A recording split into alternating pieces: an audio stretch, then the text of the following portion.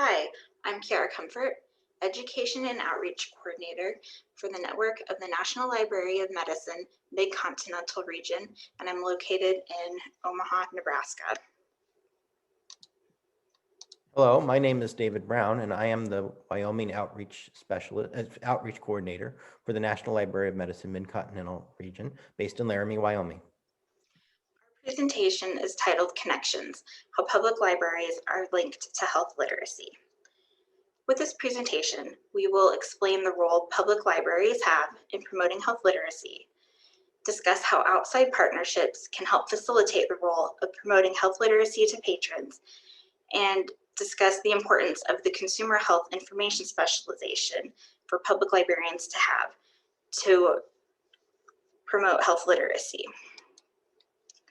Why is it important for public libraries to address health literacy? Public libraries are a trusted resource in the community where most patrons go to access health information resources. 47% of library patrons use the internet to access health-related information. This is especially true of patrons living in rural areas or those who do not have internet access. Libraries provide materials through their print collection, which includes medical encyclopedias, consumer health books, and magazines. You may also provide access to health databases and have links to consumer health websites on your library's homepage. Public libraries are already promoting literacy with story times and summer reading programs. Public libraries have also created digital literacy programs, teaching patrons how to evaluate websites for reliable, authoritative information. This is especially true with the rise of social media platforms as a go-to source of information for news. This situates the public library in a great position to address health literacy, to teach patrons how to find reliable health information resources. Developing skills and knowledge of current trends in consumer health is important for librarians in any size library. Providing consumers with quality medical information is important as ever. Everyone wants to be an informed consumer. How can you, the individual, address health literacy? Since you provide people in your community with health information, you play an important role in changing health literacy skills. One of the ways you do this is by collection development. Health information for consumers grows at an amazing rate, especially through the internet. So with this type of growth, one needs to pay particular attention to the quality of medical information that's offered. Librarian expertise is important in managing the high quality data that can be part of their collections. Another way you can address health literacy is by creating community partnerships. By working with your local community-based organizations, you can be an advocate for health literacy promotion. Consumer health librarians can help lower misinformation by providing patrons with educational and informational support, even breaking non-English speaking or low health literacy barriers. By completing the consumer health information specialization, this shows that you are a trusted source in your community to provide quality health information. Now we will discuss ideas for collaboration. This is where community partnerships become important. Chances are your library already interacts with the community, whether you do school programming or work with hospitals for health-based programming, and you may have partnered or developed programming for or with them.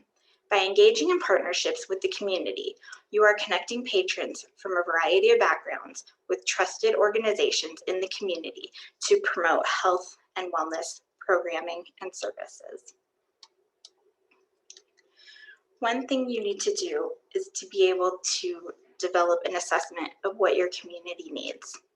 Performing a needs assessment is always a great idea and an ideal first step. This doesn't need to be complicated, but it will ensure that programs and resources you offer meet the needs of your patrons. First, you will want to plan your assessment and figure out how you are going to gather information and identify places where you can collect data from. The next step is to conduct the assessment. You can start this by looking at the county health rankings and roadmap to identify 2 to 3 problems that people in your area may be dealing with. You can also ask an extension agent what trends they see or contact the county health department for advice. Next, you want to review what you have discovered. Is obesity a big problem in your county? Maybe you have patrons that are over the age of 65. Maybe there's a lack of planned outdoor activity. Writing these down and what you have discovered from all of your sources will help you in planning. Now we'll discuss a list of potential partners. First, you can partner with your local regional medical library, which I will discuss on the next slide. Groups like community centers and parks and recreation departments may be willing to host library programs on site, provide feedback on what types of programs their users are interested in, donate free passes for patrons to check out from the library, or co-host group hikes and programs focusing on outdoor safety. You can also partner with local health organizations. Hospitals and public health clinics are in the business of caring about your community's health, so they can really help jumpstart your health initiatives. These organizations have a sense of the types of physical and mental health issues most relevant to your community. Consider having nurses or other health professionals come to your library to offer health screenings, vaccines, and informational sessions on community health issues. Having the program at the library may suit the hospital in broadening their audience and raising awareness of these health problems. You can also partner with nursing homes, senior centers, and local agencies on aging. They are a natural fit for your health initiatives. While some seniors have poor or declining health and require outreach services, others are active and in good health. Both groups are often health conscious and looking for ways to improve their physical and mental health. Work with activity coordinators in these organizations to find overlap between their programs and those offered at your library.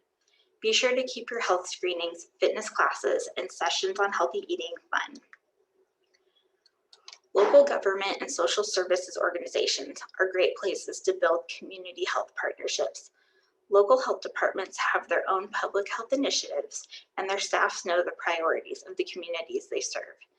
These organizations already do a lot of work through local schools, parks and recreation departments, and hospitals, making them a direct conduit to the populations you want to reach.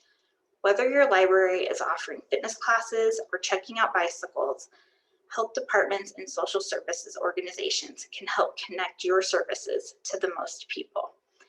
Even the tiniest community has government entities, community groups, or schools that are interested in the health and well-being of the community. If need be, think about partnering with a nearby library to offer programs. Now we'll discuss partnerships between your local regional medical library. You can contact your local RML to learn about a variety of partnership opportunities, including outreach and programming, exhibiting, webinars, or providing informational materials. NNLM is free to join, and it also has a variety of professional development and funding opportunities that could go towards outreach activities. Please reach out to your regional medical library for more information about these opportunities.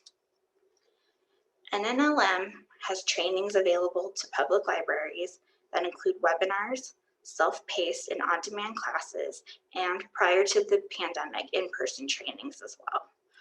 These are examples of some of the classes that have been taught through NNLM that go towards MCHES continuing education credit. Beyond an Apple a Day is a class that focuses on health information seeking behavior of consumers and the role of the librarian in the provision of health information for the public. Consumer Health Collection Management is an on-demand course that reviews collection management principles and resources for health-related collections in public libraries. From Beyond Our Borders is designed to assist librarians and others who work with diverse populations in locating health information.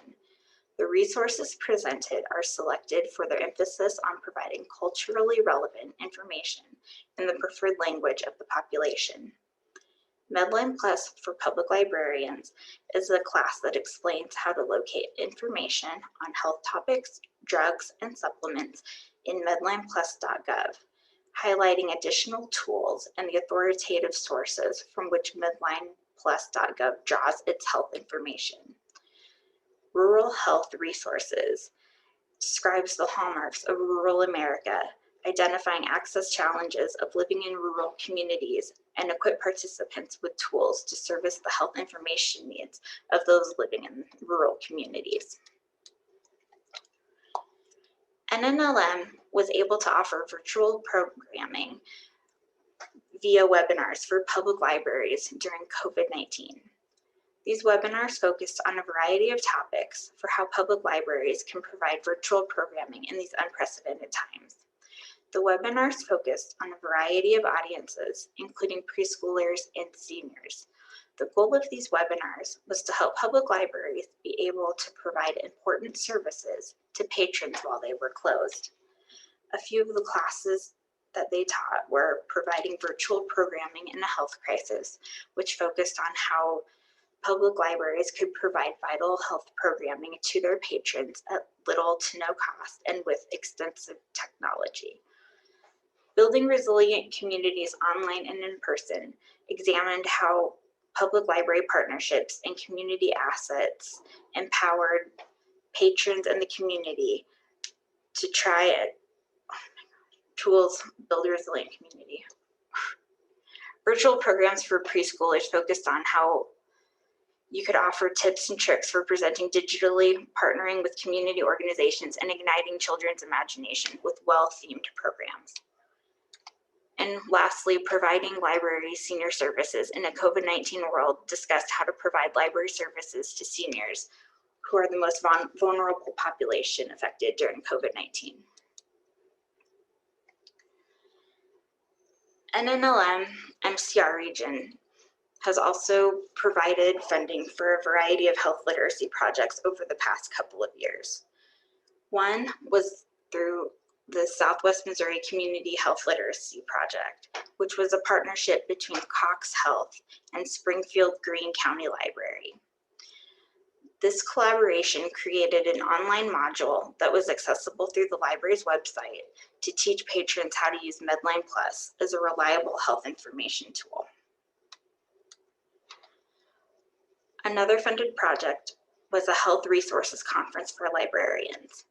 This funded project was for the Ferguson Municipal Public Library to give librarians in the St. Louis region an opportunity to learn about different print and online resources and how to utilize those resources to best suit their community's needs. They were also introduced to local health organizations that could potentially partner to create programming. The other funded project was a planning grant for Utah Health Literacy Coalition. This was to host a one-day workshop to discuss how to further their mission, vision, and values to determine organizational priorities and direction. They also discussed the importance of promoting MCHES certification among public librarians. NNLM has a variety of funding opportunities available for health literacy promotion. This includes public library programming and professional development subawards that can aid in your goal of promoting health literacy to your organization or community.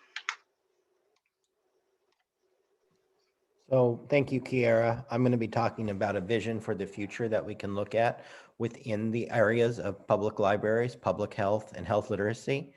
I think we all know that many of the health disparities that we have are caused by limited to low health literacy, and the public library can be an instrumental player in this idea. Programs sponsored by public health, community organization, public libraries can potentially improve disparities. Again, if we're trying to improve health, if we're trying to make people well, if we're trying to make the world a better place, we do need to be focusing on how do we engage with our communities. We need to provide health information for all patrons, children, adult, non-English speakers, etc.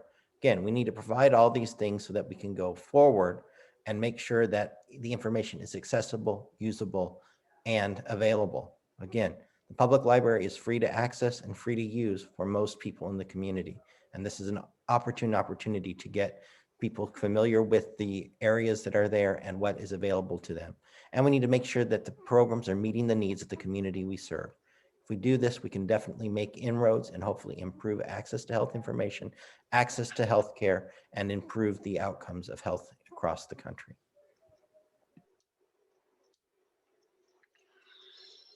So, why earn a consumer health information specialization? Patrons need to be able to access quality health information. Public library staff need to evaluate their role as information providers and ways in which they can provide quality health information. Hessler notes that library staff may be insufficiently trained in helping patrons find quality health information because they are unaware of the sources available.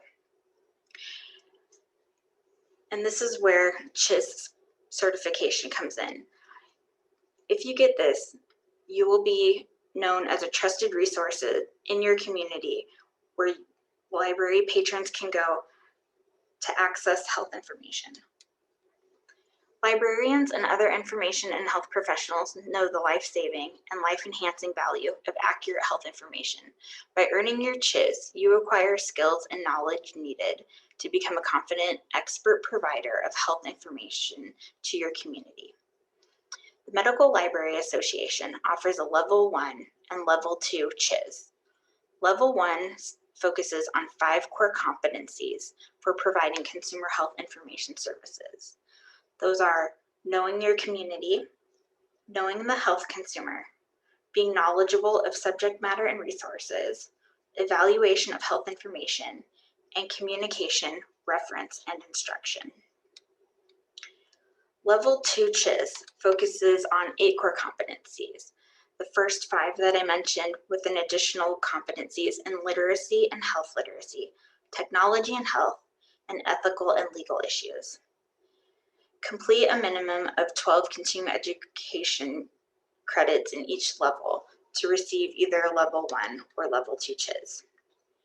Any library staff member or library student in the US can take this certification. Almost all the courses are online. You may even be able to take a half-day session at ALA, PLA, or MLA. Being able to show the consumers appropriate evidence-based articles and information resources so they are getting the most appropriate information available is important. Most MCHES courses are also offered by the network of the National Library of Medicine at no cost. By earning MCHES specialization, public library staff can show patrons how to evaluate a website or its print materials as to what is credible and what is not. Library staff with MCHES are giving their patrons the knowledge that they, in turn, can use to determine what quality information looks like. NNLM provides MCHES sponsorship that covers the cost of the MCHES fee. The purpose of this program is to assist library staff with professional development and advancement to ensure they can meet the growing health information needs of their communities. In closing, we've discussed how public libraries are trusted resources in their community, and they are the first place a patron goes to access health information. By partnering with the different groups in your community, you can help promote health information. And by earning your consumer health information specialization, that shows that library staff are knowledgeable about trusted health information resources. If there are any questions, you can contact myself at kiaracomfort1@gmail.com or David Brown at dbrown80@uwyo.edu. Thank you for listening to our presentation. Thank you.